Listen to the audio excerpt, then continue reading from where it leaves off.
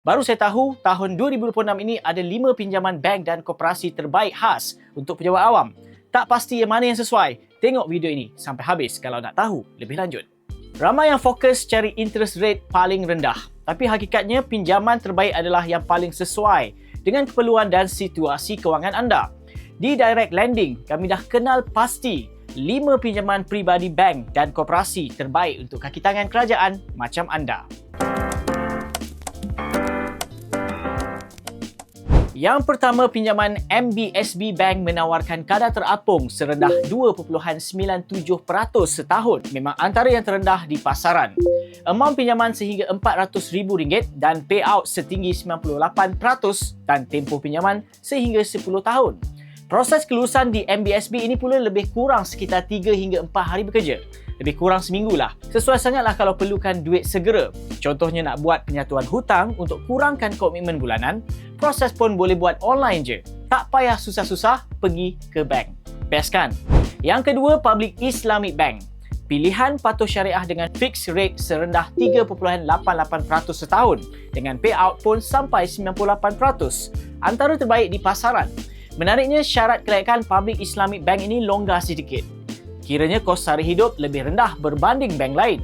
Jadi kalau komitmen luar anda tinggi sedikit pun, peluang lulus itu cerah. Tempoh proses dalam 1 hingga 2 minggu. Lepas lulus, cuma pergi ke cawangan untuk sign agreement je. Sesuai untuk yang nak interest tetap untuk gabungkan hutang anda dengan lebih murah. Seterusnya, M-Bank melalui kerjasama MCCM. Kelebihan utama pinjaman ini fixed interest rate sekitar 4.25% setahun dan payout sehingga 98%. Paling best kalau anda ada tunggakan PTPTN. Anda masih layak mohon pinjaman M-Bank MCCM ni. Kebanyakan bank lain susah sikit lah kalau ada isu PTPTN ni. Betul tak? Syarat lain pun okey. Janji tiada rekod AKPK dan SAA. Proses online sepenuhnya dan tak perlu pun pergi ke cawangan. Lebih kurang 2 minggu boleh siap proses. Untuk yang mahukan kadar sederhana dan ada isu kredit macam PTPTN, boleh pertimbangkan pinjaman M-Bank ini. Nak lulus cepat, pinjaman daripada Yayasan Ihsan Rakyat ataupun Yayasan Dewan Perniagaan Melayu Perlis, YYP. Ini antara yang terpantas, kelulusan sebatas 2 hari bekerja sahaja, lepas dokumen lengkap semuanya. Sumber pembiayaan stabil dan menariknya sangat mesra peminjam. Kalau anda ada komitmen luar tinggi atau tengah dalam program AKPK, ada rekod sikris ataupun sitos, kurang baik, anda masih layak mohon.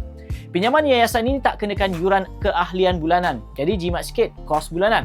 Cuma kadar faedah tetap dia agak tinggi, sekitar 6.65% sehingga 9.99% bergantung pada skor kredit. Payout pun sehingga 84%, tapi tak apa. Pinjaman ini selamat dan cepat, sesuai untuk yang pentingkan kelulusan segera atau yang tak lepas pinjaman bank lain. Yang kelima, pinjaman Zenderia. Zenderia ini syarikat fintech patuh syariah yang fokus untuk penjawat awam. Semua permohonan dibuat secara digital, mudah dan pantas.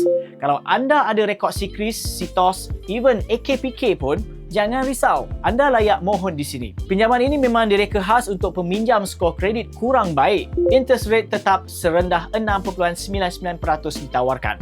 Tempoh pinjaman sehingga 12 tahun, jumlah maksimum RM200,000. Payout sekitar 80% dan paling best tiada yuran tersembunyi atau keahlian bulanan. Umur 22 tahun ke atas dah boleh mohon asalkan dah berkhidmat lebih setahun. Zenderia ini plan penyelamat untuk penjawat awam yang susah nak dapat loan bank lain. Apapun kalau anda nak buat pinjaman peribadi, jangan terjerat perangkap ahlung ataupun agensi yang tak berdaftar. Tak perlu pening.